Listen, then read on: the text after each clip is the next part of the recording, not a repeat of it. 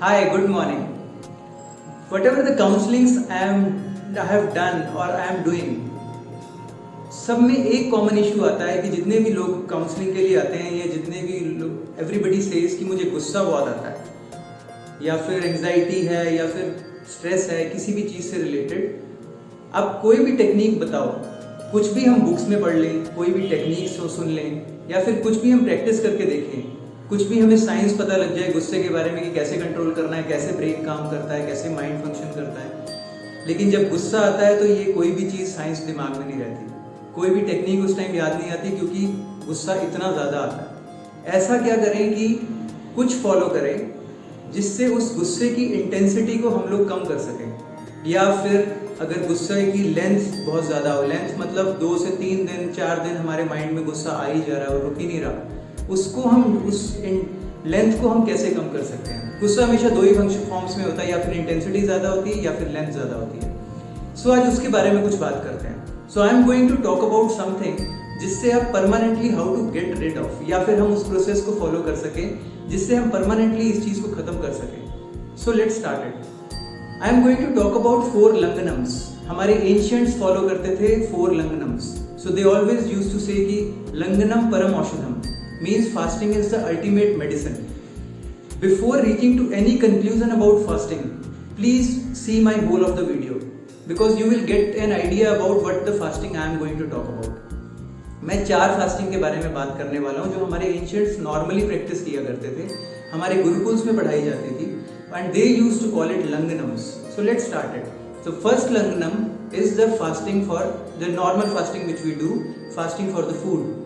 Food की fasting से हमने इंटरमिटेंट फास्टिंग जिसको हम बोलते हैं, मैंने हमेशा देखा है पिछले 1.5 साल से, ऑलमोस्ट 1.5 ईयर्स मैं इस चीज़ को फॉलो कर रहा हूँ कि मैं सनसेट के बाद खाना नहीं खाता। तो मैं 6 साढ़े 6 बजे अपना खाना खा लेता हूँ और सुबह 10 बजे खाता हूँ। इट मीन्स कि मैं 16 आवर्स का गैप देता हूँ। आपने काफ़ी बार इस चीज़ का सुना भी होगा।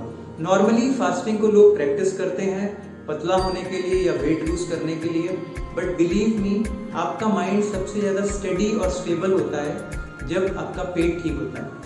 I have observed it and I have practice it from last 2 years.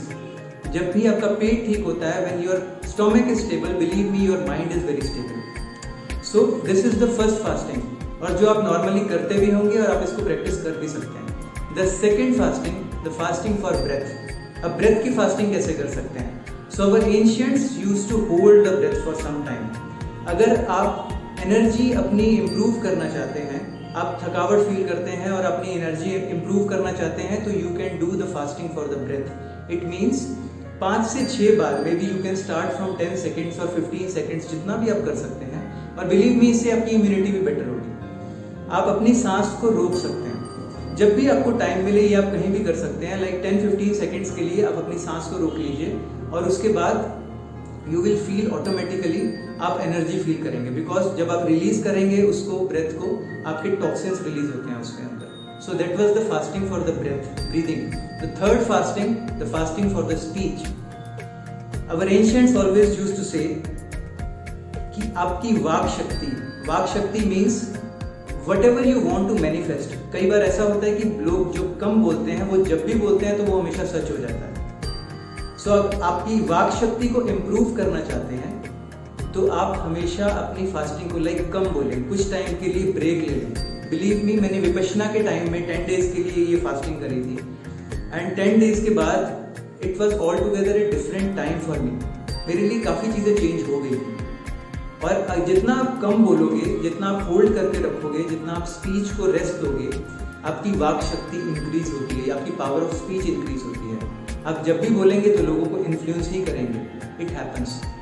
The fourth most important fasting is fasting of the movement, stoppage of the movement, and that is known as meditation. Meditation कई तरह लोग बताते हैं और उसके कई तरह ढंग होते हैं, बट बहुत सिंपल है। Meditation is stoppage of the movement, stop of the body. जब आप अपनी बॉडी को स्टॉप कर लेते हैं, that is meditation.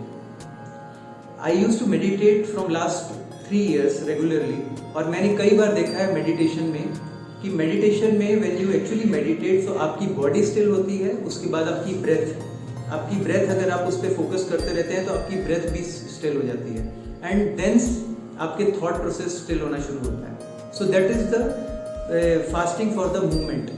So these were the 4 fasting. Believe me, if you want to grow emotionally, mentally, health, physically and spiritually, practice these 4 langanams.